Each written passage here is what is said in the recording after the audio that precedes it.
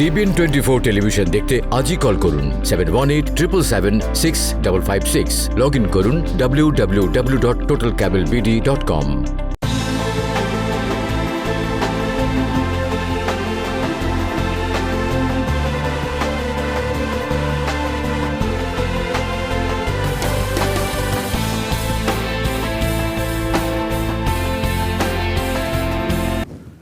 সুপ্রিয় দর্শক, সবাইকে স্বাগত জানাচ্ছি TBN24 টেলিভিশন আয়োজিত নিয়মিত অনুষ্ঠান TBN অ্যানালিসিস। আমি হাবিব রহমান আছি আপনাদের সাথে।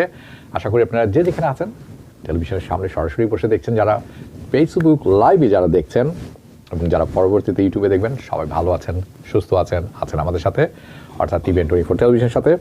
অনুষ্ঠানটি সরাসরি সম্প্রচারিত হচ্ছে নিউ ইয়র্ক স্টুডিও থেকে এবং এটি প্রচারিত হয়ে থাকে প্রতিদিন মানডে থ্রু ফ্রাইডে রাত 10টায়। আজ যে সমস্ত বিষয় নিয়ে আলোচনা করব অত্যন্ত গুরুত্বপূর্ণ হবে, কারণ বছরের একেবারে শেষ কয়েকদিন আমরা অবস্থান করছি। আজ মঙ্গলবার, বুধ, বৃহস্পতি, তারপর এই বছর শেষ, সেটি আপনারা জানেন। কাজে আমরা চেষ্টা করব যতদূর সম্ভব যে আপডেটগুলি দেওয়া প্রয়োজন আপনাদের, এবং কিছু কিছু গুরুত্বপূর্ণ জিনিস আছে শেষ হয়ে যাচ্ছে, সেই সমস্ত আপডেট একেবারে তুলে ধরা আপনাদের কাছে। যে বিষয়গুলি আজ থাকবে আলোচনার মধ্যে, সেটি একটি হচ্ছে ট্যাক্স ফ্রি ক্রিপ্টো। অনেকেই ক্রিপ্টো ওন করছেন, অনেকে হোল্ড করছেন। কি বিষয়ে থাকলে আপনাকে এই ক্রিপ্টোর উপরে ট্যাক্স দিতে হবে না, তার একেবারে সুন্দর সাবলীল সহজ ভাষায় তুলে ধরা হবে আপনাদের কাছে। 5টি বিষয় আছে, সেই 5টি বিষয়ের মধ্যে যদি পড়েন তাহলে ক্রিপ্টোর উপর আপনাকে ট্যাক্স দিতে হবে না। এটি একটি ব্যাপার। আপনি যদি স্টক মার্কেটে থেকে থাকেন এবং স্টকে গেইন করে থাকেন, এই গেইন করার পরেও আপনাকে হয়তো গেইন ট্যাক্স দিতে হতে নাও পারে, কীভাবে সেটি বিস্তারিত আলোচনা থাকবে। New York resilience grand fund assistant যেটি আছে তার আপডেট আছে, সেটি তুলে ধরবো আমরা। EIDL ডেডলাইন আসছে, আপনারা সেটি অবগত আছেন। এই ডেডলাইন হাতে আছে মাত্র 2 থেকে 3 দিন, কি করতে পারেন সেটি বিষয় তুলে ধরা হবে। নিউ ইয়র্ক স্টেটের হোম ওনার্স অ্যাসিস্ট্যান্ট ফান্ডের আপডেট এসেছে আমাদের কাছে, সেটি। এবং তারপরে যদি কিছু সময় হাতে থেকে থাকে আমরা চেষ্টা করব 2021 অর্থাৎ এই বছরের ট্যাক্স চেঞ্জেস এই আলোচনা চলতে থাকবে, কারণ ট্যাক্স চেঞ্জের আলোচনা ব্যাপক। হয়তো আমরা কিছুটা হলেও টাচ করার চেষ্টা করব, কিছুটা হলেও উপস্থাপন করার চেষ্টা করবো, কিন্তু আমাদের মনে হচ্ছে এবং আমরা জানি যে এটি ভেঙে পর্বে আপনাদের কাছে উপস্থিত করতে হবে একের পর এক, সেটি আমরা করে যাব। এই সমস্ত বিষয় আলোচনা করার জন্য আজ আমার সাথে স্টুডিওতে উপস্থিত আছেন Debabrata Chakraborty, certified public accountant. Debabrata Chakraborty, স্বাগত জানাচ্ছি আপনাকে। অনেক বিষয়, কাজেই আমরা মনে হয় আর দেরি না করে চলুন শুরু করে দিই। কাজেই যাতে আমরা যে সমস্ত বিষয় তুলে ধরলাম আপনি সুযোগ পাবেন সেই সমস্ত বিষয় একে একে তুলে ধরার সবার কাছে, এবং তারপরে সময় সুযোগ থাকলে আপনাদের যে প্রশ্ন থাকবে জানাবেন, ফেসবুকের মাধ্যমে জানাতে পারেন, ফোন করে জানাতে পারেন। আমরা চেষ্টা করবো সেই সমস্ত প্রশ্নের উত্তর দেওয়ার, অর্থাৎ দেবব্রত চক্রবর্তী চেষ্টা করবেন সেই সমস্ত প্রশ্নের উত্তর দেওয়ার। চলুন আমরা শুরু করি। ধন্যবাদ হাবিব ভাই আপনাকে, সেই সাথে ধন্যবাদ জানাচ্ছি TBN24 এর সকল দর্শককে যারা আজকে আমাদের এই অনুষ্ঠান দেখছেন। হাবিব ভাই একটু আগে মেনশন করেছেন যে ক্রিপ্টোকারেন্সি নিয়ে একটু আলোচনা করবো আমরা, কারণ জানেন যে বছর শেষ হতে চলছে, অনেকেই আপনারা স্টক মার্কেটে ইনভেস্ট করেছেন ক্রিপ্টোকারেন্সি, ইভেন অন্যান্য স্টক অলসো, এবং অনেকেই আছেন যে ইভেন এই প্যান্ডামিকের মধ্যে অনেকেই স্টক মার্কেটে ভালো করেছেন, আপনাদের অনেক ক্যাপিটাল গেইন হয়েছে। বাট অনেকেই একটু ওয়ারিড যে এই ক্যাপিটাল গেইন হিউজ আপনাদের আছে, বাট কীভাবে এই ট্যাক্সটা কমানো যায়, কম দিতে হতে পারে, বা ক্রিপ্টোকারেন্সির ক্ষেত্রে অনেক নিউ রুলস অ্যান্ড রেগুলেশন আছে IRS এর ক্ষেত্রে, সেগুলো আমরা একটু বিস্তারিত আলোচনা করব। তো যাই হোক, প্রথমেই আপনার cryptocurrency, tax free cryptocurrency Habib ভাই যেটা বললেন, সেটা আসলে আমরা 5টা ধাপে আলোচনা করব সংক্ষেপে, যে সেই ক্ষেত্রে আপনাকে কিন্তু ক্রিপ্টোকারেন্সির ক্ষেত্রে কোনো ট্যাক্স পে করতে হবে না। তো প্রথমেই হচ্ছে যে buying crypto with fiat currency, তার মানে আপনি যদি ক্রিপ্টোকারেন্সি যদি পারচেজ করেন, তো সেই ক্ষেত্রে কিন্তু এটা জাস্ট আপনার প্রপার্টি, জানেন তো, পারচেস করা মানে it is your asset, it will be treated as a property. সেই ক্ষেত্রে কিন্তু পারচেজিংয়ের ক্ষেত্রে কোনো ট্যাক্স নাই, it's tax free, you don't pay any taxes. আবার হচ্ছে ভাইস ভার্সা, হোল্ডিং ক্রিপ্টো, আপনি যদি কোনো কারণে ক্রিপ্টোকারেন্সি হোল্ড করেন, তা আপনারা জানেন যদি হোল্ড করেন তো সেই ক্ষেত্রে doesn't matter price fall or price increase, কারণ যতক্ষণ পর্যন্ত আপনি এটাকে সেল না করবেন আপনার সেই ক্ষেত্রে কিন্তু কোনো রিয়েলাইজ গেইন আর লসের প্রশ্ন আসে না। তো সেই ক্ষেত্রে আপনি যদি ক্রিপ্টোকারেন্সি হোল্ড করেন, you don't have to pay any taxes because there is no realized gain and losses. এটা একটা ইম্পর্টেন্ট। অনেকেই কোয়েশ্চেনটা আমাদেরকে করেন যে আমরা যদি হোল্ড করি, বিক্রি যদি না করি, তো সেই ক্ষেত্রে ট্যাক্সের ইম্প্যাক্ট কি? এইটাই হচ্ছে ইম্প্যাক্ট, যে if you hold crypto you don't have to pay any taxes because there is no transaction happening. তারপর হচ্ছে মুভিং ক্রিপ্টো। আপনারা যদি এক ওয়ালেট থেকে অন্য ওয়ালেটে যদি ক্রিপ্টোকারেন্সি মুভ করেন, তো সেই ক্ষেত্রে জানেন এটা একটা সিম্পল প্রসেস। দ্যাট মিনস আপনি বেসিক্যালি অ্যাসেটটাকে মুভ করতেছেন এক ওয়ালেট থেকে অন্য ওয়ালেটে। বেসিক্যালি এটা কিন্তু কোনো ট্রু ট্রানজ্যাকশন না, এটা কোনো ট্রানজ্যাকশনের মধ্যে হয় না, জাস্ট অ্যাসেট মুভমেন্ট করছেন এক ওয়ালেট থেকে অন্য ওয়ালেটে। তো যেহেতু এটা কোনো ট্রানজ্যাকশন না, there is no realize gain and loss will be happen, এবং সেক্ষেত্রে আপনাকে কোনো ট্যাক্সও পে করতে হবে না। তারপর আরেকটা অপশন হচ্ছে যে গিফটিং ক্রিপ্টো। অনেকেই আছেন কিন্তু ক্রিপ্টোকারেন্সি গিফট করেন। তো আপনারা জানেন, আপনারা যদি কাউকে ক্রিপ্টোকারেন্সি গিফট করেন আপ টু $15,000 পর্যন্ত, you don't need to pay any taxes. কারণ জানেন গিফট ট্যাক্স এক্সক্লুশন লিমিট হচ্ছে 15,000। সেই ক্ষেত্রে গিফট ট্যাক্সের রুল কিকস ইন, এবং এই ক্ষেত্রে আপ টু $15,000 কাউকে ক্রিপ্টোকারেন্সি গিফট করলে you don't need to pay any taxes. Same thing, আপনার যদি হাজব্যান্ড ওয়াইফ যদি কাউকে ক্রিপ্টোকারেন্সি গিফট করেন, সেই ক্ষেত্রে আপ টু $30,000 পর্যন্ত ক্রিপ্টোকারেন্সি গিফট করতে পারবেন without paying any gift taxes. Same thing, donation to charity. আপনারা যদি কোনো ক্রিপ্টোকারেন্সি ডাইরেক্টলি কোনো নন প্রফিট অথবা চ্যারিটেবল অর্গানাইজেশনে যদি ডোনেট করেন, তো জানেন সেই ক্ষেত্রে ইট ইজ ডোনেশন, সেই ক্ষেত্রে you don't need to pay any taxes. আর আরেকটা বিষয় হচ্ছে ক্রিপ্টোকারেন্সির ইম্পর্টেন্ট বিষয় হচ্ছে অনেক ব্রোকারেজ হাউস আছে যে আপনারা জানেন যে রিনাউন্ড ক্রিপ্টোকারেন্সি আছে কতগুলো, এগুলো ট্রানজ্যাকশান করলে কিন্তু অনেক সময় ওরা 1099 ইস্যু করে না। কিন্তু আইআরএসের কোয়েশ্চেন হচ্ছে যে ডাজন্ট ম্যাটার আপনি 1099 পেলেন কি পেলেন না, কিন্তু you must report your transaction to the tax return. এবং সেই ক্ষেত্রে যদি ওরা 1099 ইস্যু না করে, আপনার কাজ হবে একটা স্প্রেডশিট মেনটেন করা, এক্সেল স্প্রেডশিট। সেই ক্ষেত্রে ইটস ভেরি সিম্পল, আপনার কত কোয়ান্টিটি পারচেস করলেন এবং কত অ্যামাউন্টের ক্রিপ্টো পারচেস করলেন, সেটার এটা হবে আপনার কস্ট অর বেসিস। এবং সেই ক্ষেত্রে আপনি যদি সেল করেন, সেই ক্ষেত্রে মানে সেটার একটা অ্যামাউন্ট থাকবে, difference will be gain and loss. তো আপনি একটা সিম্পল স্প্রেডশিট মেনটেন করতে পারেন। কোনো কারণে যদি 1099 না পান, সেই ক্ষেত্রে আইআরএস কোয়ারি করলে আপনি স্প্রেডশিটটা দেখালেও কিন্তু good enough, at least you tried your best. তো এই ছিল ক্রিপ্টোকারেন্সির আপডেট। এখন প্রশ্ন হচ্ছে, যেটা হাবিব ভাই একটু আগে বললেন যে অনেকের স্টক মার্কেটে হিউজ ইনভেস্টমেন্ট আছে, অনেকের হিউজ ক্যাপিটাল গেইন আছে, বছর কিন্তু শেষ হয়ে যাচ্ছে, আর মাত্র 2-3 দিন আছে। তো সেই ক্ষেত্রে আপনাদের অনেক ক্যাপিটাল গেইন থাকা সত্ত্বেও কীভাবে আপনি গেইন ট্যাক্স কম পে করবেন, দেয়ার ইজ এ টেকনিক। আমরা সেটাই আলোচনা করবো। আর যেহেতু বছর শেষ আর সময় নেই, তার মানে আপনাদের উচিত হবে এটা মনোযোগ সহকারে শোনা, এবং you should apply this technique. সেই ক্ষেত্রে কিন্তু আপনার ক্যাপিটাল গেইন থাকা সত্ত্বেও you could pay less gain taxes or you could avoid the gain taxes also. তো যাই হোক, কী টেকনিকগুলো হচ্ছে, প্রথমেই হচ্ছে আপনাকে ফাইন্ড আউট করতে হবে এখনই যে কোন কোন স্টকগুলা মানে এক্সপিরিয়েন্সিং এ লস, মানে লস হবে বিক্রি করলে। কারণ জানেন সব স্টকের পারফরমেন্স কিন্তু সমান না, কোনোটা গেইন হবে, কোনোটা লস হবে। তো আপনাকে ইমিডিয়েটলি ফাইন্ড আউট করতে হবে, যেহেতু বছর শেষ হয়ে যাচ্ছে, কোন কোন স্টকগুলা লস হবে বিক্রি করলে। এবং সেই ক্ষেত্রে আপনার উচিত হবে এই স্টকগুলো ইমিডিয়েটলি বিক্রি করে দেওয়া, কারণ আর 2 দিন হাতে আছে। তো সেই ক্ষেত্রে যদি আপনার লসটা রিয়েলাইজ করে নিতে পারেন, অন্যদিকে যদি আপনার হিউজ ক্যাপিটাল গেইন থাকে, সেই ক্ষেত্রে আপনার এই লসটা ক্যাপিটাল গেইনের এগেনস্টে অফসেট হবে, and you have to pay less gain taxes. সেক্ষেত্রে আপনার দিতে কম ট্যাক্স পে করতে পারেন। কিন্তু প্রশ্ন হচ্ছে, এই লসের ক্ষেত্রে কিন্তু আবার ওয়ার্স সেলের একটা টার্ম চলে আসে। কারণ জানেন যে ওয়ার্স সেল লস কিন্তু you cannot take the deduction, এটা ডিসঅ্যালাউড লস বলে এটাকে। এখন প্রশ্ন হচ্ছে, তা আপনি যদি এই কীভাবে ওয়ার্স সেল লসটা অ্যাভয়েড করতে পারেন সেটাও বলবো। যে ট্রিক হচ্ছে, ধরুন যে আপনার 2টা পোর্টফোলিওতে ইনভেস্টমেন্ট আছে। উদাহরণস্বরূপ বলবো, যেমন ফিডেলিটি অথবা ধরেন টিডি এমিরেট্রেড, 2টা পোর্টফোলিওতে আপনার ইনভেস্টমেন্ট আছে। এখন আপনি দেখতেছেন যে ফিডেলিটিতে যে স্টকগুলো আছে এগুলা লস হবে বিক্রি করলে, দে আর নট পারফর্মিং ওয়েল। তো সেই ক্ষেত্রে আপনি যদি ফিডেলিটির স্টকগুলো যদি সেল করে লসটাকে নিয়ে নেন, এবং পাশাপাশি আপনার টিডি এমিরেট্রেডের যদি সাবস্টেন্সিয়াল সিমিলার স্টকগুলো যদি পারচেজ করেন, সেই ক্ষেত্রে কিন্তু আপনার লসটাও নিয়ে নিতে পারলেন। কারণ wash sale loss will not be implemented here, কারণ ইটস 2 ডিফারেন্ট পোর্টফোলিও। তো সেই ক্ষেত্রে কিন্তু আপনার পুরো উদ্দেশ্যটাই হাসিল হবে, আপনি লসও নিলেন, আবার সিমিলার সাবস্টেন্সিয়াল স্টকও পারচেস করলেন, যেহেতু 2 ডিফারেন্ট পোর্টফোলিও। বাট এটা যদি সেম পোর্টফোলিওতে হয়, then it will be considered wash sale. But আমি ওয়ার্স সেলের ডেফিনেশনটাও বলবো। তো এখন হচ্ছে, তো যেহেতু ওয়ার্স সেলের ব্যাপারটা চলে আসছে, এখন ওয়ার্স সেলের ডেফিনেশনটা দিতে হয়। অনেকে আছেন স্টক ট্রানজাকশন করেন, বাট বিষয়টা ক্লিয়ার না আপনাদের কাছে যে what is wash sale, how it happen. Wash sale হচ্ছে যে আপনি যদি কোনো সিকিউরিটি আপনি যদি লসে বিক্রি করেন, তো সেই ক্ষেত্রে এই লসে বিক্রি করার within 30 days before or after আপনি যদি সিমিলার সাবস্টেন্সিয়াল স্টক যদি রিপারচেজ করেন, তো সেই ক্ষেত্রে যে লসটা হবে এটা কিন্তু wash sale, it will be treated wash sale loss. You cannot take this deduction because it will be disallowed, because it is wash sale loss. তার মানে আমি ডেফিনেশনটা তো বললাম। তো এখন প্রশ্ন হচ্ছে যে ওয়াট সেল, আবারও মানে বলি স্পষ্ট করে যে আপনার যদি কোনো স্টক যদি লসে সেল করেন এবং এই সেল করার 30 দিন আগে বা পরে যদি সিমিলার যদি স্টক পারচেজ করেন, তো সেই ক্ষেত্রে কিন্তু লসটা আপনাকে নিতে দিবে না, কারণ ওরা বলবে যে oh you are taking the trick, you cannot take this losses. But এখন প্রশ্ন হচ্ছে কখন এটা অ্যাভয়েড করতে পারবেন। অ্যাভয়েডের টেকনিক হচ্ছে যে আপনি যদি কোনো এডিশনাল স্টক পারচেস করেন ফর সাম রিজন, এবং সেই ক্ষেত্রে আপনাকে ওয়েট করতে হবে অ্যাটলিস্ট 31 ডেজ সেলের ক্ষেত্রে, কারণ জানেন 30 দিনের মধ্যে সেল করলেই সেটা ওয়ার সেল হবে, বাট সেই ক্ষেত্রে যদি 31 ডেজ ওয়েট করেন সেলের ক্ষেত্রে, সেই ক্ষেত্রে you could avoid the wash sale loss. সেই ক্ষেত্রে আপনার পুরো লসটাই নিতে পারবেন এবং ক্যাপিটাল গেইনটাও কমে যাবে।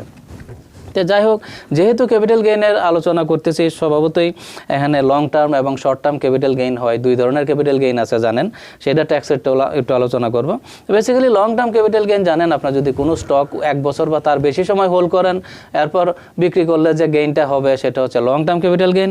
বেসিক্যালি লং টার্ম ক্যাপিটাল গেইনের ট্যাক্স এটা হচ্ছে 0, 15, 20%, ডিপেন্ডস অন ইউর ইনকাম। আপনার যে ইনকাম ব্র্যাকেটে পড়বেন ওইটার উপরে ম্যাক্সিমাম 20% ট্যাক্স দিতে হবে। শর্ট টার্ম ক্যাপিটাল গেইনের ক্ষেত্রে ডেফিনেশন হচ্ছে আপনার যদি কোনো স্টক 1 বছর বা তার কম সময় যদি হোল্ড করেন এবং বিক্রি করেন, সেই ক্ষেত্রে যে গেইনটা হবে ইট will be treated short term capital gain. এবং এই শর্ট টার্ম ক্যাপিটাল গেইনটা কিন্তু আপনার অর্ডিনারি ইনকাম হিসাবে ট্রেড হয়। এবং আপনারা জানেন যে অর্ডিনারি ইনকাম মিনস আপনার রেগুলার ইনকাম, WO2 ইনকাম বা বিজনেস ইনকাম এগুলোর মতো। তো সেই ক্ষেত্রে এটা ট্যাক্স রেট কিন্তু জাস্ট আপনার মানে অর্ডিনারি যে ট্যাক্স ব্র্যাকেট, যেটা minimum 10%, maximum 30%, 37%, depends on your tax bracket, ওই রেটে আপনাকে ট্যাক্স দিতে হবে। তারপর আপনার ডিভিডেন্ডের ব্যাপারে একটু বলতে হয়, যেহেতু স্টকের ব্যাপারে আসছে। Ordinary dividend same thing, it will be treated as ordinary income এবং ট্যাক্স রেট হচ্ছে same, your income tax rate minimum 10, maximum 37। But qualified dividend যদি আপনার হয়, সেই ক্ষেত্রে কন্ডিশন হচ্ছে it will be tax as a capital gain tax rate qualified ডিভিডেন্ডের ক্ষেত্রে। এবং জানেন ক্যাপিটাল গেইন ট্যাক্স রেট একটু আগে বললাম, রেট হচ্ছে 0, 15, 20%, ডিপেন্ডস অন ইউর ইনকাম। আরেকটা বিষয় বলতে হয় যে এই হচ্ছে আমাদের মানে যদি স্টক ট্রেড করেন, আপনাদের প্রতি অ্যাডভাইস। বছর শেষ হয়ে যাচ্ছে, তা আপনারা অবশ্যই যাদের ক্যাপিটাল গেইন বিশেষ করে বেশি, আপনারা স্টকগুলা বিক্রি করে আপনারা কিন্তু এই বছর শেষ হওয়ার আগেই চেষ্টা করবেন এই লসটাকে নিয়ে নিতে। তারপর একটি প্রশ্ন আমি তুলে ধরতে চাই ক্রিপ্টোকারেন্সির ব্যাপারে, যদিও প্রথমে আমরা আলোচনা করেছি। অনেকে মাইন করে থাকেন, দে মাইন্ড ক্রিপ্টোকারেন্সি, তারা ক্রিপ্টোকারেন্সি মানে মাইনিং এর মাধ্যমে আর্ন করে থাকেন ক্রিপ্টোকারেন্সি। সেই ক্ষেত্রে তাদের কি ট্যাক্স কোনো দিতে হবে কিনা? Because you are increasing property. হ্যাঁ, সেইটাই। এখন সেই ক্ষেত্রে একটু আগে আমরা বলছি যে এটা আপনি যদি ক্রিপ্টোকারেন্সি যদি পারচেজ করেন, তো basically it will be treated as A property. কারণ সেই মানে এগেইন আপনার যতক্ষণ পর্যন্ত আপনার রিয়েলাইজ গেইন অ্যান্ড লস না হবে, তার মানে বেসিক্যালি পারচেজ করা means it is property, hold করা means it is also property because you are not selling it. তো সেই ক্ষেত্রে যতক্ষণ পর্যন্ত এটা রিয়েলাইজ গেইন না হবে, you don't need to pay any taxes and doesn't matter price increase or decrease or anything. আমরা মনে করি আপনার প্রশ্ন উত্তর দেওয়ার মালিক, আপনি ক্যালিফোর্নিয়া থেকে দেখছেন, আপনার প্রশ্ন উত্তরটা আমরা দেওয়ার চেষ্টা করেছি। এর আরও ডিটেলস আমরা বিস্তারিত তুলে ধরবো, কারণ এটির কয়েকটা ফ্যাসেট আছে, কয়েকটি স্তর আছে। তো বাট জেনারেলি আপনি ইউর পারচেসিং আপনি যখন তৈরি করছেন, মাইন করছেন, you are actually acquiring wealth.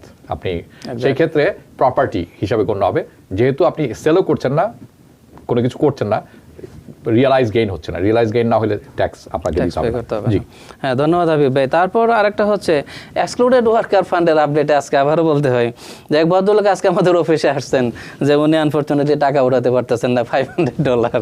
তো যাই হোক, আমি গত অনুষ্ঠানে বলেছিলাম, হয়তো আপনারা এটা খেয়াল করেন না, আরেকবার যদি একটু বলে দেন, কারণ আমার মনে হয় this is very very important. এটা অনেকে আজকে ফোন কলও দিয়েছেন যে দাদা টাকা উঠাতে পারতেছেন না। কোথা থেকে টাকা উঠাতে পারছেন না? হ্যাঁ, সেটাই বলছি যে মানে গতকাল এক্সক্লুডেড ওয়ার্কার ফান্ড আপনার এই যে $15,000 যেটা ছিল যাদের আনডকুমেন্টেড বা ইভেন যারা ডকুমেন্টেড ওয়ার্কার ছিলেন, যারা অন্য কোনো ধরনের বেনিফিট পান নাই, আনএমপ্লয়মেন্ট বা অন্যান্য গভর্নমেন্ট আপনাদেরকে দিয়েছে, এখন এটা কিন্তু গতকালকেই লাস্ট ডেট গিয়েছিল যে কোনো আপনারা মানি পাস এটিএম অথবা ক্যাপিটাল ওয়ান সিলেক্টেড এটিএম থেকে আপনারা ডেইলি $500 ম্যাক্সিমাম উঠাতে পারতেন। বাট আনফরচুনেটলি ফ্রম টুডে আপনার এই টাকাতে কিন্তু উঠাতে পারবেন না এটিএম থেকে, কারণ হিউজ ফ্রড হচ্ছে। অনেকের এটিএম থেকে টাকা নিয়ে যাচ্ছে এই কার্ড থেকে, যে কারণে এই ফ্রড এড়ানোর জন্য ওরা এটিএমে ফিজিক্যালি ট্রানজাকশনটা বন্ধ করে দিয়েছে। তার মানে আজকে থেকে আপনি যদি টাকা উঠাতে চান এটিএমে আর পারবেন না, বাট আপনার ব্যাংকে যেতে হবে। ব্যাংকের ভিতরে ইনসাইডে গেলেই, বাট মেক শিওর আগে কিন্তু একজন আরেকজনের টাকা উঠাতেন, কারণ এটিএম তো আপনাকে চেনেন আপনাকে। বাট এখন থেকে টাকা উঠাতে গেলে যে কার্ড হোল্ডার তার আইডির সাথে থাকতে হবে, ডেফিনেটলি কার্ড সাথে থাকতে হবে, তারা ভেরিফাই করে তারপরে টাকা দেবে। তার মানে আজকে থেকে ওটা সম্ভব, বাট এটিএমের পরিবর্তে ব্যাংকে গিয়ে টাকাটা ওঠাতে হবে। এবং গুড নিউজ হচ্ছে ম্যাক্সিমাম ব্যাংকে এটা লিস্টেড, আপনি যে কোনো ব্যাংকে গেলেই এটা পারবেন, বাট ফিজিক্যালি আপনাকে যাইতে হবে উইথ আইডি টু ভেরিফিকেশনের জন্য। আর একটা গত অনুষ্ঠানে আমরা নাম্বারটা দিয়েছিলাম যে কোনো কারণে যদি আপনার আইডি যদি কার্ডটা যদি হারিয়ে যায়, কোনো কারণে যদি হ্যাক হয়, তো সেই ক্ষেত্রে আপনারা কিন্তু 844-817-1907 এই নাম্বারে আপনারা কল করলে কোনো ধরনের প্রবলেম হইলে, যদি কোনো কারণে কার্ড লস্ট হয়, নতুন কার্ড রিকোয়েস্ট করতে পারেন। অ্যাড্রেস চেঞ্জ হইলে, যদি কার্ড কোনো কারণে না পান, অ্যাপ্রুভ হয়ে গেছে, আপনারা নতুন ঠিকানায় কার্ডের জন্য অ্যাপ্রুভ করতে পারেন। এই হচ্ছে টোল ফ্রি নাম্বার। আর আরেকটা বিষয়, new York City resilience grant প্রোগ্রামের ব্যাপারে বলতে হয়। আপনারা জানেন যে মানে টু মাচ অ্যাপ্লিকেশন অলরেডি ওরা রিসিভ করেছে, এবং ফান্ড লিমিটেশনের কারণে যে ফার্স্ট ফেজের যে অ্যাপ্লিকেশনটা অলরেডি এরা এটা পজ করেছে আনটিল ফার্দার নোটিস, এটা বন্ধ রেখেছে সাময়িক। এবং সেই ক্ষেত্রে ওরা অ্যাডভাইস করতেছে যে যদি কারো অ্যাপ্লিকেশন এখনও ইনকমপ্লিট থাকে, যদি কোনো ডকুমেন্টেশন প্রয়োজন হয়, you should complete immediately, otherwise fund কিন্তু লিমিটেড, সেক্ষেত্রে কিন্তু টাকাটা না পাওয়ার সম্ভাবনা থাকবে। এবং পাশাপাশি আরেকটা বলতে হচ্ছে যে ওরা কিন্তু আপনাদেরকে ইমেইল পাঠানো শুরু করেছে এবং বলতেছে যে congratulation, your application has been selected and to move forward. এটা মুভিং ফরওয়ার্ড হচ্ছে, বাট প্রশ্ন হচ্ছে ওরা কিন্তু অনেক ডকুমেন্ট চেয়ে পাঠাচ্ছে। আমরা প্রথমে মনে করছিলাম যে এটা উইল বি ভেরি সিম্পল, কারণ ওদের পোর্টালে যে রিকোয়ারমেন্ট ছিল এই রিকোয়ারমেন্ট অনুযায়ী অনেক ডকুমেন্ট দেওয়ার কথা না, বাট এখন ঠিকই নিউ ইয়র্ক স্টেটের যে গ্র্যান্ড প্রোগ্রামটা ছিল সিমিলার সাবস্টেন্সিয়াল ডকুমেন্ট তারা চেয়ে পাঠাচ্ছে। এবং কি কি ডকুমেন্ট এডিশনালি চাচ্ছে সেটা হচ্ছে আপনাকে ওরা স্ট্যাম্প ব্যাংক লেটার দিতে বলতেছে, যে ব্যাংকে বিজনেস অ্যাকাউন্ট ওপেন করেছেন ওইটা স্ট্যাম্প সহকারে লেটার দিতে বলতেছে। এবং অনেকেই বয়ার চেক দিয়েছেন, বাট ওর চেকে নাম নেই, তারা মেন করতেছে অ্যাটলিস্ট চেকে যাতে নামটা থাকে, অ্যাড্রেস থাকলে তো আরও ভালো। তারপর আপনারা যারা ট্যাক্সি অপারেটর আছেন, আপনাদের টিএলসি লাইসেন্স চেয়ে পাঠাচ্ছে, বিজনেস প্রুফ করার জন্য, অ্যাড্রেস প্রুফ করার জন্য ইউটিলিটি বিল চেয়ে পাঠাচ্ছে। বাট আরেকটা গুরুত্বপূর্ণ বিষয়, আপনারা অনেকেই কিন্তু আইডি ভেরিফাই করেছেন। এবার কিন্তু নিউ ইয়র্ক সিটির গ্র্যান্ড প্রোগ্রামের নতুন বৈশিষ্ট্য ছিল you have to verify your identity. সেই ক্ষেত্রে অলরেডি অনেকেই করেছেন, বাট স্টিল আপনারা কিন্তু আরও একাধিকবার আইডি ভেরিফিকেশনের ইমেল পাচ্ছেন, বাট এটা কিন্তু নিউ ইয়র্ক সিটি ইমেল থেকে না, ইমেলটা আসতেছে persona.com। অনেকেই কনফিউজ হচ্ছেন যে এটা আবার কি, ওরা কেন আইডি ভেরিফাই করতে বলে, maybe is fake website. But মনে রাখবেন এটা কিন্তু New York City resilience grant প্রোগ্রামের অ্যাপ্রুভ ওয়েবসাইট কিন্তু persona.com। এবং ওইখান থেকে যদি আপনাদের কোনো আইডি ভেরিফিকেশন ইমেইল আসে, make sure you verify your ID, otherwise কিন্তু এই টাকা পাবেন না, কারণ এটা ওরাই পাঠাচ্ছে। এবং দেখা গেছে অ্যাপ্লিকেশন মুভ ফরওয়ার্ডের জন্য একাধিকবার কিন্তু পাঠায়, অনেকে 2-3বারও পেতে পারেন, বাট এবং সেক্ষেত্রে 3বারই আপনাকে করতে হবে। অ্যাগেইন persona.com এটা কিন্তু ফেক না, এটা ওদেরই একটা মানে ওয়েবসাইট থেকে আসতেছে রিকোয়েস্টটা। তারপর ইআইডিএল ডেডলাইন অ্যাপ্রোচিং, একটু আগে হাবিব ভাই যেটা মেনশন করলেন, আমরা রিপিটেডলি বলতেছি অনুষ্ঠানে, জানেন 31 ডিসেম্বর দ্য ডেডলাইন। অনেকেই আছেন এখনও পর্যন্ত ওয়েট করতেছেন, সাম রিজন অ্যাপ্লাই করেন নাই। আপনাদের ক্ষেত্রে কিন্তু 31 ডিসেম্বর পরে কিন্তু আর অ্যাপ্লাই করতে পারবেন না, ইট will B the last day. But এই 31 ডিসেম্বরের পরে যদি আপনাদের কোনো আপিল, রিকনসিডারেশন সেগুলো করতে পারেন, it is fine, but application they will not take any new application after December 31। এখানে দুটি জিনিস আমি আপনার সাথে যোগ করে দিতে চাই। একটি হচ্ছে আমার জানা মতে, এবং দেবব্রত চক্রবর্তী আপনি আরও বেশি ভালো করে জানবেন, কারণ আপনি প্রতিদিন হ্যান্ডেল করছেন, যারা সত্যিকার অর্থে কাগজপত্র দিতে পারছেন এই আইডিএল কিন্তু তাদেরকে পয়সা দিচ্ছেন নতুন করে। হ্যাঁ, দিস ইজ এটা কিন্তু নতুন নিউজ না, আমি খুব একটা জানতাম না। আমি কয়েকজনের সাথে যোগাযোগ করেছি যারা নতুন করে দুটি আছে, এখনও করেননি, একেবারেই নতুন।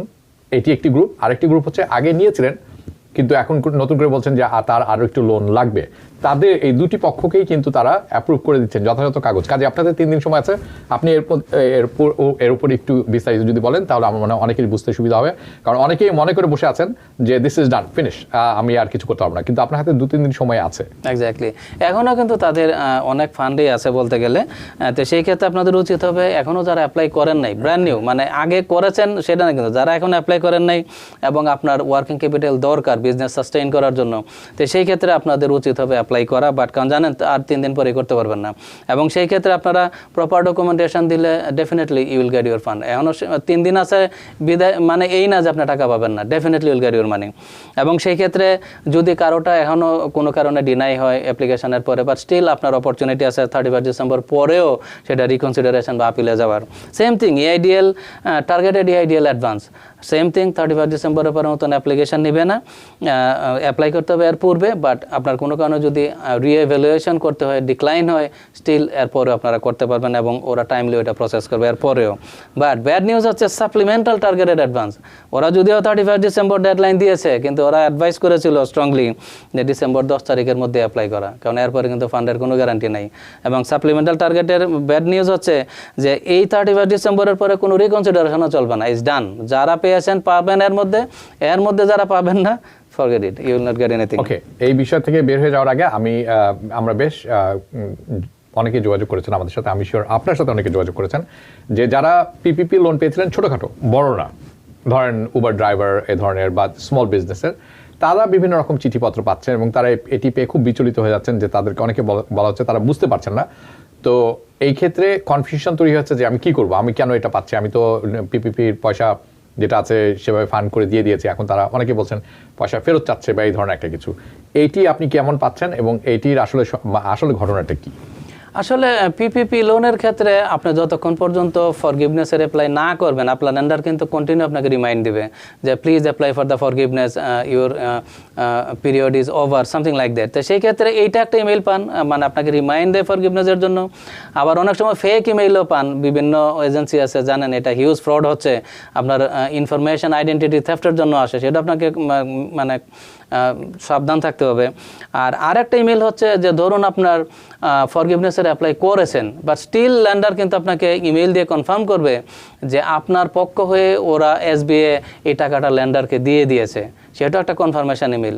তো এই সমস্ত ইমেল পেলে আপনার বিচলিত হওয়ার কিছু নাই, কারণ এগুলা কোনো অডিট ইনকোয়ারিও না, এগুলা কোনো ফ্রড ইনভেস্টিগেশনও না, এগুলো আপনার রেগুলার জাস্ট ফলো আপ। এবং যারা এটি বুঝবেন না তাদের উচিত হবে একজন অ্যাকাউন্টেন্ট, CPA প্রেফারেবলি, যে চিঠি নিয়ে অ্যাকচুয়ালি একটা কপি আপনি করে নিয়ে যে দেখানো, কারণ এটার মধ্যে অনেক টেকনিক্যাল ল্যাঙ্গুয়েজ থাকতে পারে, তো সেক্ষেত্রে বোঝা হয়তো সম্ভব না। যেহেতু এই বিষয়বস্তুর উপরে আমি আছি, সারোয়ার আলম একটি প্রশ্ন করেছেন যে আমি EIDL লোন রিকনসিডারের জন্য অ্যাপ্লাই করেছি, 5 মাস হয়ে গেল, ফোন করলে বলে নেক্সট উইকে ফোন হবে, কিছু একটা হবে না, এখন আমি কি করতে পারি? এটি একটি প্রশ্ন। আরেকটি ফান্ডামেন্টাল প্রশ্ন যেটি আমরা অনেকবার আলোচনা করেছি, এটি ছোট্ট করে বলে দিলেই হবে। আমাদের সাথে আছেন মোহাম্মদ আলমগীর কবির, উনি জানতে চাচ্ছেন যে উনি যদি এখন অ্যাপ্লাই করেন EIDL, যতদূর আমি বুঝতে পারলাম, উনি বলছেন যে আমি তো 2019 সালে ট্যাক্স ফাইল করিনি, আমি কি অ্যাপ্লাই করতে পারবো না? প্রথম। ওকে, ধন্যবাদ। এখন প্রশ্ন হচ্ছে এই EIDLটা কিন্তু 2019-এ হচ্ছে বেস, আপনি যদি 19-এর ফাইল না করেন, আপনাকে অ্যাডভাইস করবো ইমিডিয়েট 19-এর ফাইল করেন। এবং প্রশ্ন হচ্ছে এখন যে 19-এর ফাইল করবেন, ইলেকট্রনিক ফাইলিংও কিন্তু বন্ধ, তো বাট স্টিল আপনার উচিত হবে 19-এর ফাইল যদি আপনি সেন্ড করেন IRS এর কাছে, যদিও আপডেট হবে না, but still at the same time আপনি তখন EIDL এর অ্যাপ্লাই করতে পারবেন, এবং সেই ক্ষেত্রে most likely you will get the EIDL loan. Must লাগবে, কারণ এটা একটা বেসিক রিকোয়ারমেন্ট, এটা বেসিক। 19-এর ফাইল ছাড়া you cannot apply for the loan, সেটা একটা। আর রিকনসিডারেশনের ব্যাপার যেটা বলছিলেন যে আপনার অলরেডি 5 মাস হয়ে গেছে, আপনি এখনও রিকনসিডারেশনের রিপ্লাই পাচ্ছেন না। ইউজুয়ালি রিকনসিডারেশন আমি so far I know they take 6 to 8 weeks, but 5 months is very unusual. তো সেই ক্ষেত্রে আপনার উচিত হবে, মানে আমরা দেখেছি এটা আমাদের এক্সপিরিয়েন্স, উইদিন 8 উইক্সের মধ্যে ডেফিনেটলি ওরা একটা রেসপন্ড করে বা পোর্টালে শো করে যে যেটা আগে ডিক্লাইন দেখাচ্ছিল আপনার ফুল লোন অ্যামাউন্টটা শো করে, বা এডিশনাল কোনো ডকুমেন্টেশন থাকলে সেটাও চেয়ে পাঠায়। বাট যেহেতু 5 মান্থ, আমি আপনাকে বলবো ইমিডিয়েট ওদের সাথে যোগাযোগ করেন, এবং আমি ডাউট আপনি প্রপারলি এটা পাঠিয়েছেন কিনা, কারণ এতদিন লাগার কথা না। তো যাই হোক, আপনি যেহেতু অ্যাপ্লাই করেছেন, ইউ আর সেফ। আপনার ক্ষেত্রে 31 ডিসেম্বর ডেডলাইন অ্যাপ্লিকেবল না, but you should follow up immediately. হ্যাঁ, আরও দু একটি প্রশ্ন আছে সেম লাইনের উপর, আমি একটু পরে আপনার কাছে তুলে ধরবো, কারণ আমি জানি আপনার কাছে দুটি বিষয় আছে। একটি বিষয় অবশ্যই এখনই শেষ করা উচিত, সেটি হচ্ছে NY স্টেট হোম ওনার্স। হ্যাঁ, সেটাও। তো যাই হোক, আমি EIDL এর গ্র্যান্টের আরেকটু বলে দিই, যে যারা রিকনসিডারেশন বা আপিল করবেন, যাদেরটা ডিনাই হবে, স্টিল 31 ডিসেম্বরের পরে করতে পারবেন, এবং এটারও কিন্তু নির্দিষ্ট সময়সীমা আমি গত অনুষ্ঠানগুলোতেও বলেছি, আমার মনে হয় ওই অনুষ্ঠানগুলো দেখে নিতে পারেন। বাস সংক্ষেপে বলি, যাই হোক, আপিলের ক্ষেত্রে যদি কোনো কারণে EIDL লোন ডিনাই হয়, উইদিন 6 মান্থের মধ্যে কিন্তু আপিল করতে হবে, এবং সেই ক্ষেত্রে যদি মানে রিকনসিডারেশন ডিনাই হওয়ার, এবং যদি যেদিন রিকনসিডারেশনও ডিনাই হবে ওই দিন থেকে 30 ডেজের মধ্যে আপনি আপিল করতে হবে। এই টাইম ফ্রেম যদি মেনটেন না করেন they will deny your case. Same thing, অনেকেই লোন ইনক্রিজের জন্য রিকোয়েস্ট করছেন। মনে রাখবেন যেদিন থেকে আপনাদের লোন অরিজিনেট হবে ওই দিন থেকে 60 ডেজের মধ্যে কিন্তু আপনাকে ইনক্রিজের জন্য রিকোয়েস্ট 2 ইয়ার্সের মধ্যে রিকোয়েস্ট করতে হবে, otherwise they will not accept your request. যাই হোক, New York State home owners assistance ফান্ডের আপডেট, আপনারা যারা হোম ওনার আছেন মানে এটা মানে অপেক্ষা করতেছেন যে কখন এটা শুরু হবে, এবং আপনারা অলরেডি জানেন জানুয়ারি 3 তারিখে শুরু হবে, এবং অ্যাপ্লাই করতে পারবেন nyhomeownerfund.org এই ওয়েবসাইটে।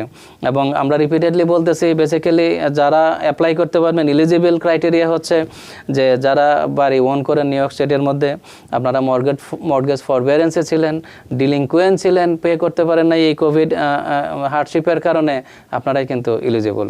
পাশাপাশি যাদের মর্টগেজ নেই, মর্টগেজ পেইড অফ, বাট আপনারা প্রপার্টি ট্যাক্স পে করতে পারেন নাই কোভিডের কারণে, ওয়াটার সোয়ার বিল পে করতে পারেন নাই, ডিলিংকুয়েন্ট আছেন, আপনারাও অ্যাপ্লাই করতে পারবেন এগুলোর জন্য। ইভেন যারা কোঅপ কন্ডোমিনিয়াম ওন করেন, মান্থলি মেনটেন্যান্স ফি ডিউ রয়েছে, পে করতে পারতেছেন না, আপনাদের জন্য কিন্তু এই অ্যাপ্লিকেশন।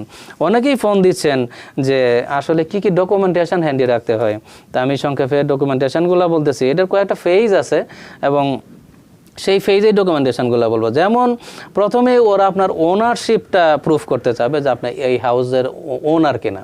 সেই ক্ষেত্রে কোনো কারণে যদি ওনারশিপ প্রুফ করতে ব্যর্থ হন কোয়েশ্চেন আনসারের মাধ্যমে, সেই ক্ষেত্রে কিন্তু ওরা এডিশনাল ডকুমেন্ট চাবে আপনার ওনারশিপ প্রুফের জন্য। কী কী ডকুমেন্ট তখন দিবেন? আপনার যদি টাইটেল ডিড থাকে সেটা দিতে পারেন, বা গ্র্যান্ড ডিড। আপনার যদি প্রপার্টি ট্যাক্স বিল যে থাকবে সেটাও আপনার প্রুফ করবে ইউ আর দ্য ওনার। আপনার মর্টগেজ স্টেটমেন্ট এটাও প্রুফ করবে আপনার ওনার, সেটা যদি আপলোড করেন। হোম ওনার ইন্স্যুরেন্স পলিসি এটাও আরেকটা প্রুফ যে you are the owner of the property. আর যদি আপনি কোঅপ কন্ডোমিনিয়াম ওন করেন, লিজটা হবে আপনার ওনারশিপ প্রুফ। তারপর আরেকটা বিষয় হচ্ছে সেকেন্ডে ওরা প্রুফ করতে চাবে আপনার আইডেন্টিটি। কারণ কোনো কারণে যদি কোয়েশ্চেনের মাধ্যমে যদি আইডেন্টিটি প্রুফ না করতে পারেন, তো সেই ক্ষেত্রে আপনার এই ডকুমেন্টগুলো আপলোড করলেও আইডেন্টিটি প্রুফ হবে। যেমন পাসপোর্ট আপলোড করতে পারেন, social security card, government issued photo ID, military ID, আপনার naturalisation certificate, citizenship certificate, permanent resident card, green card থাকলে আপনার সেটা প্রুফ করতে পারবেন আইডেন্টিটি। তারপর আপনার ইনকাম ডকুমেন্টেশন, যদি আপনার জানেন আর প্রত্যেকটা হাউসহোল্ড মেম্বার যাদের বয়স 18-এর উপরে ওরা ইনকাম ভেরিফাই করবে, সেক্ষেত্রে সাম রিজন যদি ইনকাম ভেরিফাই না করতে পারে এডিশনাল ডকুমেন্ট আপলোড করতে বলতে পারে। সেটা ডেফিনেটলি ট্যাক্স রিটার্ন একটা নাম্বার 1 ডকুমেন্ট, আর W2, 1099 এগুলোর জন্য বলতে পারে। আর প্রুফ অফ ডিলিংকুয়েন্সি এইটা হচ্ছে মেইন ক্রাইটেরিয়া, যে আপনার প্রুফ অফ ডিলিংকুয়েন্সি যদি প্রুফ করতে বলে তখন কি কি দিবেন, এবং এটা তো থাকবেই। কারণ জানেন একটু আগেই বলছে যে যারা ডিলিংকুয়েন্ট ছিলেন, ফরবিয়ারেন্সে ছিলেন, তারা অ্যাপ্লাই করবেন। এখন প্রুফ অফ ডিলিংকুয়েন্সির ক্ষেত্রে আপনার মর্টগেজ স্টেটমেন্ট চাইতে পারে। আপনি যদি বলেন যে আমার মর্টগেজ ফরবিয়ারেন্সে ছিলাম, 6 মাস মর্টগেজ দেই না, 1 বছর দেই নাই, সেক্ষেত্রে mortgage statement will be your proof of delinquency. তারপর আপনার যদি কোঅপ কন্ডোমিনিয়াম ওন করেন, যদি বলেন যে মান্থলি মেনটেন্যান্স আপনি ডিলিংকুয়েন্ট, সেই ক্ষেত্রে কিন্তু কোঅপ কন্ডোমিনিয়ামের অ্যাসোসিয়েশন থেকে একটা স্টেটমেন্ট অথবা ইনভয়েস নিয়ে আসতে পারেন, যেখানে শো করবে আপনি পে করেন নাই কত মাস বা কত বছর। আবার তেমনি যারা প্রপার্টি ট্যাক্স, ওয়ার্ড অ্যান্ড সোয়ার বিল আপনারা ক্লেম করবেন, পে করেন নাই, সেই ক্ষেত্রে আপনাদের প্রপার্টি ট্যাক্স বিল যদি শো করেন, ওইখানে আপনার ডিলিংকুয়েন্টটা শো করবে যে আপনার কত মাস কি পরিমাণ অ্যামাউন্ট ডিউ আছে। তো ধন্যবাদ হাবিব ভাই, এই ছিল আমার কাছে। আমি জানি আরো আপডেট আছে যেটা আমি আলোচনা করব। আমি বেশ কিছু প্রশ্ন রনি রিয়াজ, মোহাম্মদ মনিরুজ্জামান, এমডি ইসলাম আপনাদের প্রশ্ন নিয়ে রেখেছি। আমি মনে করি আপনাদের এই প্রশ্ন অনেকেরই প্রশ্ন, কাজেই আপনারা থাকবেন। আমি একে একে তুলে ধরবো। এছাড়া ফোনে অনেকে আছেন, সেটিও নিব আমরা। কিন্তু আমাদের সময় হয়েছে ছোট্ট একটি বিরতি নেওয়ার।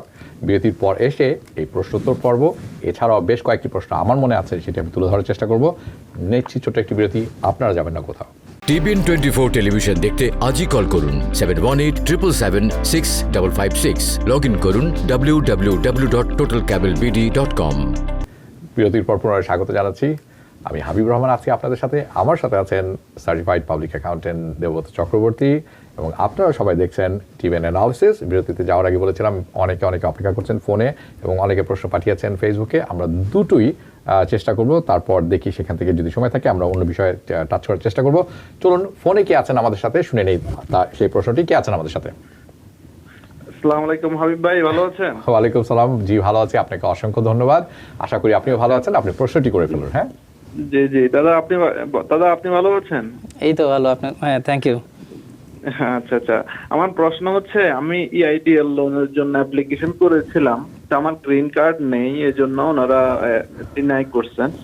ডিনাই করার পরে এখন আমি এটা ইমেল করছিলাম ওনাদেরকে যে আমি যে $15,000 যেটা ইয়া আছে ওইটা পাবো কিনা, ওরা Grant. কোনো রেসপন্স দেয়নি। তাহলে কি ওই $15,000 কি যারা গ্রিন কার্ড নেই কিন্তু ইন্ডিপেন্ডেন্ট কন্ট্রাক্টর, তারা কি ওই $15,000 পাবে কি পাবে না? হ্যাঁ, মজার ব্যাপার হচ্ছে আমরা জাস্ট বিরতিতে আমি আর দেবত চক্রবর্তী ঠিক এই বিষয়টি নিয়ে আলোচনা করছিলাম, খুব মানে কাকতালীয়ভাবে একই প্রশ্ন করে দিতে চলুন। ধন্যবাদ আপনাকে। এখন দেখুন এই যে গ্রিন কার্ড নেই আপনার বিষয়টা, বেসিক্যালি ওরা ইআইডিএন লোন এবং এই যে গ্র্যান্ড যেটা বলতেন 15,000, এই দুইটার ক্ষেত্রে কিন্তু আপনার ওই যে কি বলে এই যে রেসিডেন্সি বলেন, গ্রিন কার্ড অথবা সিটিজেনশিপ, এটা রিকোয়ার্ড। এবং তবে একটা বিষয় আপনাকে বলি, এটা আমার এক্সপিরিয়েন্স থেকে বলছি, আমরা ইনিশিয়ালি ইআইডিএল এর জন্য কিছু অ্যাপ্লাই করেছিলাম, বাট এখন না, গত বছর যাদের গ্রিন কার্ড ছিল না কিন্তু ওদের অ্যাসাইলাম স্ট্যাটাস ছিল, বাট ওদের green card almost pending green card বলতে পারেন, যেটা 90% মানে অ্যাপ্রুভ, সেটা কোর্টেও ছিল, ওরা কিন্তু পেয়েছে। বাট এই বছর থেকে আমরা দেখতেছি যে যাদের গ্রিন কার্ড নাই, ইভেন ওয়ার্ক পারমিট আছে বা অনেকটাই অগ্রসর গ্রিন কার্ডের ক্ষেত্রে, কেউই কিন্তু পায় নাই। তো সেই ক্ষেত্রে আমি আপনাকে আসলে মানে নিরাশভাবেই বলবো যে আপনার মনে হয় না আপনি লোন এবং গ্রান্ট কোনোটাই পাবেন, কারণ এই দুইটার ক্ষেত্রে কিন্তু রিকোয়ারমেন্ট হচ্ছে you must have either citizenship or permanent resident. এটির সাথে আমি একটি জিনিস আপনাদেরকে জানিয়ে রাখতে চাই, যেরকম আমরা যখন ক্রেডিট কার্ডে অ্যাপ্লাই করি, ওখানে কিন্তু একটা প্রভিশন আছে যে you must be a citizen of United States or must be a legal permanent resident and you must live within the 50 states.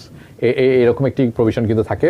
কাজে আমার মনে হয় সেম প্রভিশন, তারপরে ইটস আনফর্চুনেট, প্যান্ডামিকের জন্য ইটস আনফর্চুনেট, কারণ আপনারা কাজ করছেন এবং আপনাদের এটি পেলে আপনারা একটু ভালো করতেন বলে আমি বিশ্বাস করি। জানি না, মানে দিস ইজ ভেরি আপসেটিং, আমার জন্য খুবই আপসেটিং। মালিক খান একটি প্রশ্ন করেছেন, যেটি আপনি হোম অ্যাসিস্ট্যান্ট ফান্ডের কথা বলছেন একটু আগে, সেটি হচ্ছে যে আপস্টেট অলবেনি আর বাফেলোতে ওনারা এদের ক্ষেত্রে এটি প্রযোজ্য হবে কিনা। হ্যাঁ, দেখুন একটু আগে বলেছি এটা New York State home owner assistance fund. It means New York স্টেটের মধ্যে আপনি যে কোনো জায়গাতেই থাকুন, you will be qualified, but main হচ্ছে you have to have the delinquency or forbearance in case your mortgage. চলুন একটা প্রশ্ন নিয়ে ফোনে কে আছেন আমাদের সাথে? হ্যালো, জি শুনছি, বলুন। হাবিব ভাই, আসসালামু আলাইকুম। দাদা নমস্কার। আমার একটা প্রশ্ন, আমার তো অনেক কাজ যাবে 1 তারিখ থেকে, আমি কি ওই যে মর্গেজ অ্যাসিস্ট্যান্ট প্রোগ্রামে কি অ্যাপ্লাই করতে পারবো 3 তারিখে? আপনার কাজ চলে গেছে মানে আপনার কাজটি নিয়ে মানে থাকবে না, কাজটি যাবে 1 তারিখে। হ্যাঁ, এর সাথে আপনি বলছেন যে মর্টগেজের যে অ্যাসিস্ট্যান্স প্রোগ্রামটি সেটি আপনি পাবেন কিনা। এখন প্রশ্ন হচ্ছে যে আপনি কি মর্টগেজ ডিলিংকুয়েন্ট কিনা, ফরবেয়ারেন্সে ছিলেন বা মর্টগেজ পে করতে পারেন না? আমি কোনো মর্গেজে ফর বিহাইন্ড নাই, সবকিছু ঠিক আছে, আমার অন টাইমে আছে, অনেক কাজ যাবে 1 তারিখে। হ্যাঁ, ধন্যবাদ আপনাকে। দেখুন এইটা আনএমপ্লয়মেন্ট একটা কন্ডিশন, মানে এটা আপনাকে হেল্প করবে ওই ফান্ডটা পাওয়ার জন্য। ওরা বলছে কোনো ফ্যামিলি মেম্বার যদি আনএমপ্লয়মেন্টে থাকে কোভিডের কারণে, it will help you to get this fund, but eligibility ক্রাইটেরিয়াতে বলতেছে আপনাকে মর্টগেজ ফরবিয়ারেন্সে থাকতে হবে, ডিলিংকুয়েন্ট থাকতে হবে, then you will be eligible. এখন দেখুন অ্যাপ্লিকেশন কিন্তু এখনও স্টার্ট হয় না, 3 তারিখ থেকে শুরু হবে। আমরা যখন অ্যাপ্লিকেশন শুরু হবে আমরা কিন্তু আরও এক্সপিরিয়েন্স গ্যাদার করবো, then we can tell you in details, but right now আমি যেটা বললাম, যেটা mortgage forbearance and delinquent, you have to have the both or either one, সেই ক্ষেত্রে আনএমপ্লয়মেন্ট কোনো মেজর কন্ডিশন না। ধন্যবাদ আপনাকে। হ্যাঁ, পরবর্তী প্রশ্নে যাব, কে আছেন? হ্যালো, আসসালামু আলাইকুম। হ্যাঁ, ওয়ালাইকুম আসসালাম, প্রশ্নটি করে ফেলুন প্লিজ। আচ্ছা, আমার ভাইয়ের একটা চিঠি আসছে, তো ওরা একটা মানে new York state statement for propose audit change, ঠিক আছে, এটার মধ্যে ওরা $1,356.07 চার্জ করছে, কিন্তু এটা কি কারণে করছে এটা বুঝতে পারতেছে না ভাই। আচ্ছা, এটা কি ইন্ডিভিজুয়াল কোনো ট্যাক্সের নাকি এটা কোনো কর্পোরেশন আছে ওনার? হ্যাঁ, কোনো ট্যাক্স ফাইলের ব্যাপারে এটা। ওকে, কি কারণে আসছে এটা বুঝতে পারছি। জি, ধন্যবাদ আপনাকে, ধন্যবাদ। হ্যাঁ, ধন্যবাদ। লুকস লাইক আপনি new York state tax department থেকে চিঠি পেয়েছেন এবং প্রপোজ অডিট চেঞ্জ মিন্স আপনার এই ট্যাক্স রিটার্ন অডিটে ছিল, নিশ্চয়ই এরা হয়তো আপনাকে কোনো অ্যাডিশনাল ডকুমেন্টেশন চেয়ে পাঠিয়েছিল, যেটা আপনি হয়তো রেসপন্ড করেছেন বা করেন নাই। তো এখন এজ এ রেজাল্ট আপনার অ্যাডিশনাল ট্যাক্স $1,066 বা যেটা বললেন এটা চেয়ে পাঠাচ্ছে। এখন দেখুন এটা যদি লেজিটিমেট হয়, ধরুন আপনি রেসপন্ড করেছেন, প্রপার ডকুমেন্টেশন নাই, সেই ক্ষেত্রে ইউ হ্যাভ টু পে ইট। আর যদি মনে করেন যে না, ওরা অনেক সময় মিস্টেক সেকেন্ডলি ওরা এই প্রপোজ অডিট চেঞ্জ দিয়ে পাঠায়, যখন ওরা প্রপোজ শব্দটা ইউজ করে, এটা কিন্তু ফাইনাল না, it is not final, propose, they are proposing you. সেক্ষেত্রে আপনার চ্যালেঞ্জের সুযোগ আছে, যদি মনে করেন এটা ভুল আপনার চ্যালেঞ্জ করতে পারেন, সেক্ষেত্রে এটা কমিয়ে যাওয়ার সম্ভাবনা আছে বা নাও পে করতে পারে। যাই হোক, আমার পরামর্শ থাকবে আপনারা যেহেতু এটা বুঝতেছেন, একজন প্রফেশনাল শরণাপন্ন হন, তাদের অ্যাডভাইস অনুযায়ী আমি কাজ ফোনে করুন। যাবো, কিন্তু ফোনের আগে রনি রিয়াজ একটি প্রশ্ন করেছিলেন, আমি মনে করি অনেকেই এটি হতে পারে, এই বিষয়ে সিমিলারিটি থাকতে পারে। উনি ফুল টাইম কাজ করেন এবং উবারও চালান। উনি কি এই যে লোনের কথা আমরা বললাম, এলিজিবল হবেন কিনা, ইআইডিএল অথবা পিপিপি, দুটি উনি জানতে চেয়েছেন। হ্যাঁ, ডেফিনেটলি। পিপিপি তো এই মুহূর্তে নাই, বাট ইআইডিএল এর জন্য আপনার যদি উবার চালান, আপনার যদি 19 ট্যাক্স রিটার্নে যদি স্কেজুয়াল সিতে ইনকাম রিপোর্ট করে থাকেন, definitely you are eligible to apply for the EIDL. এবং সেই ক্ষেত্রে এখনও $10,000 গ্র্যান্ট কিন্তু ওইটাও আপনি এলিজিবিলিটি পেতে পারেন। তা আমি আপনাকে বলবো, আপনার 19 এবং 20 ট্যাক্স রিটার্ন নিয়ে কোনো প্রফেশনাল যারা আছে তাদের শরণাপন্ন হন, ওনারা অ্যানালাইসিস করে বলতে পারবে, most likely you can apply for the EIDL. আরেকজন আছেন মোহাম্মদ মনিরুজ্জামান, উনি বলছেন যে উনি স্টক সেল করেছেন with loss my Robinhood portfolio and bought some same stock, আবার ওই একই স্টক আমি কিনে সেম ডেতেই কিনে নিয়েছেন আমেরিট্রেড পোর্টফোলিও থেকে। এটি কি ওয়াপসেল হিসাবে বিবেচিত হবে কিনা? ধন্যবাদ, খুব সুন্দর প্রশ্ন। আমি একটু আগেই বলেছিলাম যে ওয়ারসেলের ডেফিনেশন অনুযায়ী যে আপনি যদি কোনো স্টক যদি সেল করেন লসে, সেই ক্ষেত্রে যদি সিমিলার সাবস্টেন্সিয়াল স্টক যদি উইদিন 30 days বিফোর ওর আপনারা যদি পারচেস করেন, it will be treated as a wash sale loss, সেক্ষেত্রে নিতে পারবেন না। বাট টেকনিক হচ্ছে যদি ডিফারেন্ট পোর্টফোলিওতে করেন, যেমন একটু আগে আমি উদাহরণ দিয়েছিলাম ফিডেলিটি অ্যান্ড ট্রেড এমিরেটেড, তা আপনার ক্ষেত্রে রবিনহুডে আপনার বা অন্যটা যেটা করছেন সিমিলার সাবস্টেন্সিয়াল স্টক, ইভেন এটা যদি সেম ডেতে হয়, you could avoid the Warsel definition, কারণ it's two different portfolio, they cannot track there. So আপনার জন্য সুখবর হচ্ছে যে আপনি গেইনটা অ্যাভয়েড করতে পেরেছেন বলে আমরা মনে করছি, এবং আইনও তাই বলছে। যাব পরবর্তী প্রশ্নে, কে আছেন? হ্যালো, আসসালামু আলাইকুম। হ্যাঁ, ওয়ালাইকুম আসসালাম, শুনছি, বলুন। হ্যাঁ হাবিব ভাই, আমি একটু দেবব্রত দাতার কাছে একটা কোশ্চিন। আমি পিপিপি লোন করি, অ্যাপ্লিকেশন করি, বাট আমার এটা অ্যাপ্রুভ হতে একটু সময় লাগে এবং আমি ডুকু সাইন পর্যন্ত করি, তারপরে আমি আর কোনো রেজাল্ট পাইনি। আমার কি কোনো আশা ভরসা আছে, আমি কি এটা পাইতে পারি? হ্যাঁ, ভেরি গুড কোয়েশ্চন। ধন্যবাদ আপনাকে। ভেরি আনফরচুনেট যে আপনি ডোকো সাইন পর্যন্ত গিয়েছেন। আমার মনে হয় ফান্ডটা তখন অ্যাভেলেবেল ছিল না, যে এখন স্টপ করে দিয়েছে। Otherwise definitely you should get the PPP fund. But এই মুহূর্তে তো প্রশ্নই আসে না, কারণ জানেন পিপিপি মেতেই বন্ধ হয়ে গেছে, এখন আর কোনো সম্ভাবনা নাই। ধন্যবাদ। পিপিপি এটি আনফরচুনেট যারা একেবারে শেষ পর্যায়ে গিয়ে পাননি। এই জন্য আমরা সবসময় বলে থাকি প্রোঅ্যাক্টিভ হন। আপনাকে এখনই অ্যাকশন নিতে হবে, আপনাকে এখনই কাজটি করতে হবে।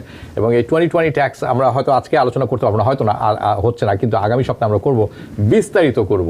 তবে হাবিব ভাই একটা বিষয় বলবো, যে দেখেন আনফরচুনেট যে ভদ্রলোক এখন ফোন দিল, ওনারা কিন্তু লেজিটিমেট পাওয়ার কথা, দে আর এলিজিবল, বাট এই যে এই প্রবলেম রয়েছে, বিলিয়নস অফ ডলার আপনার এই ফ্রডের মাধ্যমে চলে গেছে, যে কারণে আপনারা অনেকে এলিজিবল থাকা সত্ত্বেও পান নাই, কারণ ফান্ডটা আগেই চলে গেছে। এবং আমি এটার ব্যাপারে বলবো, যে সমস্ত ল্যান্ডিং ব্যাংক ছিল বা যারা এটা অ্যাডমিনিস্টার করেছে এই প্রোগ্রাম, এদের ব্যর্থতা, কারণ ওরা কোনো কিছু দেখে নাই, ওরা চোখ বন্ধ করে যেভাবে টাকা চাইছে দিয়ে গেছে। আমি আপনাকে এরকমও বলবো যে আমাদের মানে আমরা এরকমও দেখেছি যে স্কেজুয়াল সি ম্যানিপুলেট করেছে। স্কেজুয়াল সিতে ইনকাম হয়তো 2-3 হাজার 5 হাজার, সেটাকে ম্যানিপুলেট করে 100,000 নিয়ে গেছে, ম্যাক্সিমাম 20,800 পিপিপি লোন পাওয়ার জন্য। ইটস ভেরি আনফরচুনেট যে ওদের উচিত ছিল আর একটু সতর্ক হওয়া, তাহলে অনেকেই টাকাটা পেত। আমরা কিন্তু এটা কখনোই সাজেস্ট করিনি, করব না, এবং তারা কিন্তু আমরা হোপ তারা বিপদে পড়বেন না, কিন্তু বিপদে পড়ার সম্ভাবনা খুব বেশি, কারণ এই ব্যাপারে বিরাট আকারে অডিট চলছে এবং একটি বড় টিম সিক্রেট সার্ভিস এজেন্টদের নিয়োগ করা হয়েছে। কাজে আমরা এটির বিস্তারিত তুলে ধরবো অ্যাজ ইট ডেভেলপস। আমাদের সাথে ফোনে কে আছেন? জি, ভালো আছি, আশা করি আপনিও ভালো আছেন। প্রশ্নটি করে ফেলুন। আচ্ছা, আমার kind of suggestion plus question. আমি দুইটা বাড়ির মালিক, একটা হচ্ছে 2 ফ্যামিলি, একটা হচ্ছে 3 ফ্যামিলি, ঠিক আছে? তো আমার অ্যাপ আছে একটা, যেটা আমি স্ট্রিম রিফাইন্যান্স চাইছি, ওরা আমাকে দিয়েছে $500 করে কম দিয়েছে, প্লাস আমার ওই ফসল ক্লাইম হিসেবে ওই টাকাগুলো ঢুকে রাখছে, আমার যে 18 মান্থ আমি দিই নাই। আর কনভেনশনাল যেটা আমি 3 ফ্যামিলির জন্য অ্যাপ্লাই করেছিলাম, বলেছিলাম, ওরা আমাকে কি করতে বাড়াই দিছে, যেখানে আমার তো 4,000 টাকা, ওরা আমাকে 4,500 টাকা করে দিছে। তো উইচ ইজ লাইক ওরা ওই টাকাগুলো ঢুকাই দিয়ে ইন্টারেস্ট চার্জ করতেছে। তো আমি বলছি no, I don't want that. তো ওরা আমার কি বলছে, তারপরে বলছে okay then we can only ask for defer and it's only 18 month, not 21 month. তোরা আমাকে ডিফল্ট দিয়ে দিছে 18 মান্থের টাকা, আমাকে কনভেনশনটার কথা বলতেছি, আমাকে ডিফল্ট হিসেবে দিয়ে দিছে 18 মান্থ, আর আমার রেগুলার যে মান্থলি পেমেন্ট ওটা আমি জানুয়ারি থেকে পে করব। তো এখন যে আমার টাকাগুলো ডিফল্ট দিছে, আমি কি এটার জন্য কি অ্যাপ্লাই করতে পারবো? আর লাস্ট কোয়েশ্চেন, আমি ওনাকে আরেকবার বলেছিলাম, প্রশ্ন করেছিলাম, টাকাগুলো যদি ওরা আমাকে দেওয়া থাকে ওটা কি আমার আন্ডারে আসবে না ব্যাংকের আন্ডারে যাবে? Good question, very good question. তো যাই হোক, যে আপনার প্রথমে টাকার বিষয়টাই বলি।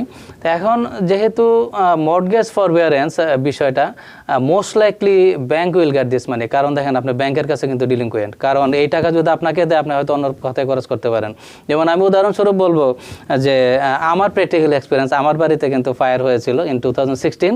তো ওরা টাকা কিন্তু আমাকে দেয় নাই, ওরা টাকা দিয়েছে বেসিক্যালি কি বলে যারা আমার মর্টগেজ ব্যাংক পেয়েছে। কারণ আমি যদি টাকা সরিয়ে ফেলি, তো সেই ক্ষেত্রে most likely, I am not sure, most likely টাকাটা ব্যাংকেই পাবে। বাট এনিওয়ে, যেহেতু আপনার মর্টগেজ আছে, ব্যাংক পেলেও তো আপনার সমস্যা নেই, it will be adjusted against your mortgage. আর যেটা বলছিলেন যে আপনার ওই যে কি বলে, ওই যে ডেফারেল পিরিয়ড যেটা 18 মান্থে দিয়ে দিছে, যেটা আপনার প্রথমে অ্যাড করেছিল, পরে ওরা ডেফারেল দিয়ে দিয়েছে। তো এখন আপনার প্রশ্ন ছিল এইটাও যে আপনি এটার জন্য কোয়ালিফাই করবেন না, এটা ডিলিংকুয়েন্ট হিসেবে ট্রিট হবে কিনা। এখন এগেইন আমি বলছি যে লোনের এটার ক্রাইটেরিয়া ছিল যে you have to have the delinquent. তো আপনার যেহেতু 18 মান্থে ওরা ডেফার করেছে, আপনি পে করেন নাই, looks like it will be treated as a delinquent. Otherwise আপনার তো এটা কেন ডেফারমেন্টে দিয়েছে, এটা সুযোগ ছিল না। মোস্ট লাইকলি আপনার উচিত হবে আপনার অ্যাপ্লাই করা।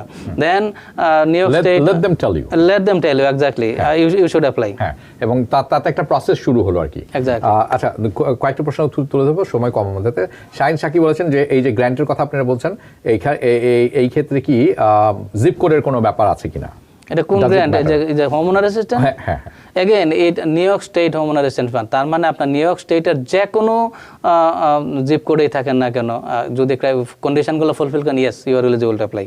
আচ্ছা, একটি প্রশ্ন এসেছে, ফরিদুল আলম বলছেন যে if I sold from my account and buy from my wife's account, স্টকের কথা বলছেন, wife's account, then what happens? এবং আমরা কিন্তু ফাইল করি জয়েন্টলি। এবং সেই ক্ষেত্রে দেখুন যে আপনি যদি আপনার অ্যাকাউন্ট থেকে সেল করে অন্য অ্যাকাউন্টে যদি সিমিলার সাবস্টেন্সিয়াল স্টক পারচেজ করেন, definitely it will be treat as a two different portfolio, then you might avoid the ওয়ার্ড sale loss in that case. কারণ কমপ্লিটলি টু ডিফারেন্ট পোর্টফোলিও, তবে খেয়াল রাখবেন যাতে এটা টু ডিফারেন্ট পোর্টফোলিওতে হয়, এবং যেহেতু দুইজনের ডিফারেন্ট অ্যাকাউন্ট, সেই ক্ষেত্রে ওয়ার্ড সেলের ব্যাপারটা অ্যাভয়েড করতে পারেন। ইয়েস, তো এখানে ব্যাপারটি হচ্ছে আসলে মানে কিভাবে ট্রেডটা কিভাবে হয়েছে, দিস ইজ ম্যাটার। ফাইল কিভাবে করছেন, tax, that's not joint single doesn't matter. আচ্ছা, ছোট্ট একটি প্রশ্ন, এবং এটা এমডি ইসলাম, উনি বলছেন যে আমি উবার ড্রাইভার, আমি অ্যাপ্লাই করেছিলাম নিউ ইয়র্ক গ্র্যান্ড রেসিডেন্স প্রোগ্রামে, আমার অ্যাপ্লিকেশনটা ডিনাই হয়ে গেছে, আমি কি কিছু করতে পারি কিনা? মোস্ট লাইকলি যেটুকু বছর হচ্ছে NYC রেজিলিয়েন্স প্রোগ্রামে করেছেন। হ্যাঁ, এখন শুনুন, এইটা কিন্তু ডিনাই হওয়ার কথা না, কারণ Uber operator 100% you are eligible. আমি আপনাকে অ্যাডভাইস করব, ডিনাই হয়েছে গিয়ে দেখেন, হয়তো আপনার জায়গায় দিয়ে অ্যাপ্লাই করেছেন, হয়তো কোনো কারণে আপনার অ্যাড্রেস ভুল করেছে, আমি এরকম দেখেছি, জিপ কোড ভুল করেছে। কারণ আপনাদের মেইন ক্রাইটেরিয়া হচ্ছে you have to located low to moderate census track. সেই ক্ষেত্রে যদি আপনি অ্যাড্রেস জিপ কোড ভুল করেন, হয়তো তখন পরে যাবেন হাই সেন্সাস ট্র্যাকে, তখন আপনাকে ডিনাই করবে। আপনি ওদেরকে কল দেন, কল দিয়ে কনফার্ম করেন আপনার অ্যাড্রেস এবং বলেন যে প্রবলেম কোন জায়গায়, ডেফিনেটলি উইল বি এলিজিবল। আপনার কিন্তু ডিনাই মানে এই না আপনার সব শেষ হয়ে গেছে।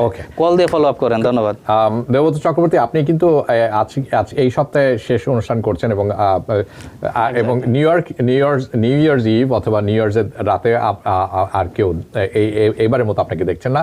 পরবর্তী সপ্তাহে আপনি যখন আসবেন তখন 2022, আপনি কি দর্শকদের উদ্দেশ্যে কিছু বলতে চান? এক্স্যাক্টলি হাবিব ভাই, আমি আসলে ভুলে গেছিলাম। এগেইন ধন্যবাদ সবাইকে, ধন্যবাদ সবাইকে, হ্যাপি নিউ ইয়ার, এবং আশা করি এই নতুন বছরটা সবার জন্যই সমৃদ্ধিময় সুখ নিয়ে আসবে। এবং আমরা আশা করি এই যে কোভিড-19, অনেকেই প্রিয়জনদেরকে হারিয়েছি, অনেক সাফারিংস, আশা করি এগুলা থাকবে না। সবাই ভালো থাকবেন এবং সবার happy, healthy and new year. Thank you Debabrata Chakraborty, অসংখ্য ধন্যবাদ আপনাকে। আপনারা যারা দেখছেন, আপনাদের হতাশ করার কোনো কারণ নেই। উনি আগামী সপ্তাহে ফেরত আসছেন, আমার সাথেই থাকবেন, এবং আমি আপনাদের সাথে বৃহস্পতিবার এবং শুক্রবার দুদিনই থাকছি, অর্থাৎ ডিসেম্বর 30 এবং 31 দুদিনই পাবেন আমাকে। কাজেই আপনাদের সাথে আমার দেখা হচ্ছে, এবং আমি আশা করি সবার সাথেই দেখা হবে। সবাই ভালো থাকবেন, সুস্থ থাকবেন, যে যেখানে থাকবেন নিরাপদে থাকবেন TVN 24 টেলিভিশনের সাথে, কারণ TVN 24 টেলিভিশন বিশ্বজুড়ে বাঙালির কণ্ঠস্বর। শুভরাত্রি।